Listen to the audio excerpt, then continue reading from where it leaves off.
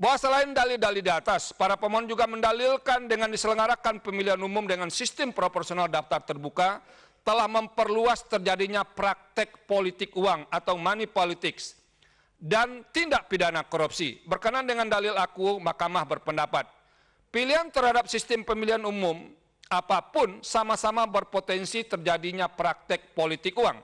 Misalnya, dalam proporsional dengan daftar tertutup, praktek politik uang sangat mungkin terjadi di antara elit partai dengan para calon anggota legislatif yang berupaya dengan segala cara untuk berebut nomor urut calon jadi agar berpeluang atas keterpilihan semakin besar.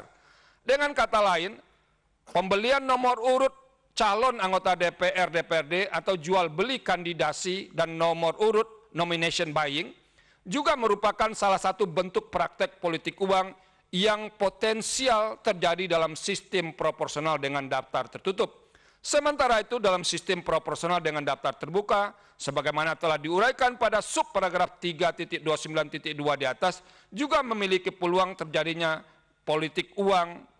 Dalam hal ini, bakal calon dan calon yang memiliki sumber daya finansial besar dapat memanfaatkannya untuk memengaruhi pemilih.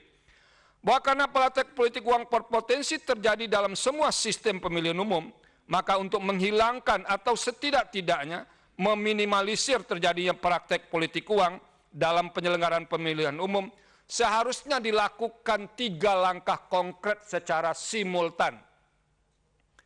Pertama, partai politik dan para calon anggota DPR atau DPRD harus memperbaiki dan meningkatkan komitmen untuk menjauhi dan bahkan sama sekali tidak menggunakan dan terjebak dalam praktek politik uang setiap tahapan penyelenggaraan pemilihan umum. Kedua, penegakan hukum harus benar-benar dilaksanakan terhadap setiap pelanggaran pemilihan umum, khususnya pelanggaran yang berkenaan dengan politik uang, tanpa membeda-bedakan latar belakangnya, baik penyelenggara maupun peserta pemilihan umum.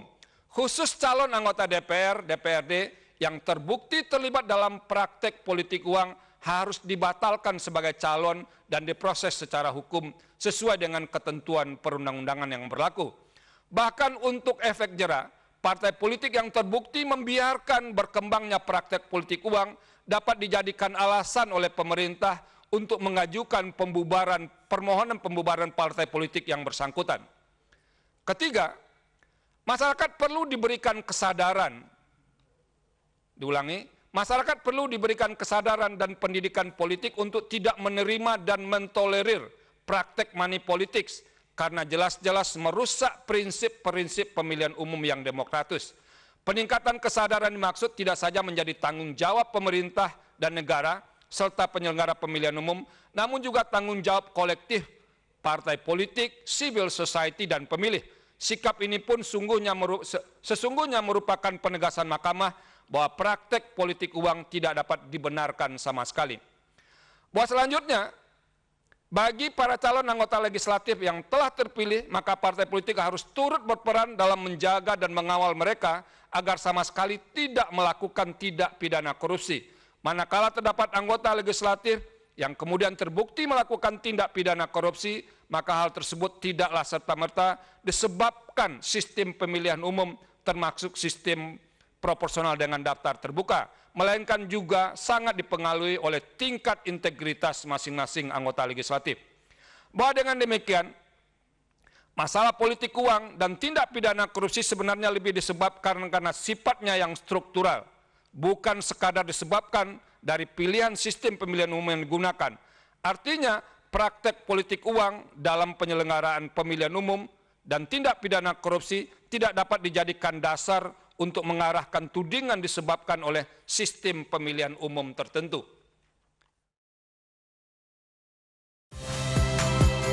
Saya Nitya Anissa, saksikan program-program Kompas TV melalui siaran digital, pay TV, dan media streaming lainnya. Kompas TV, independen, terpercaya.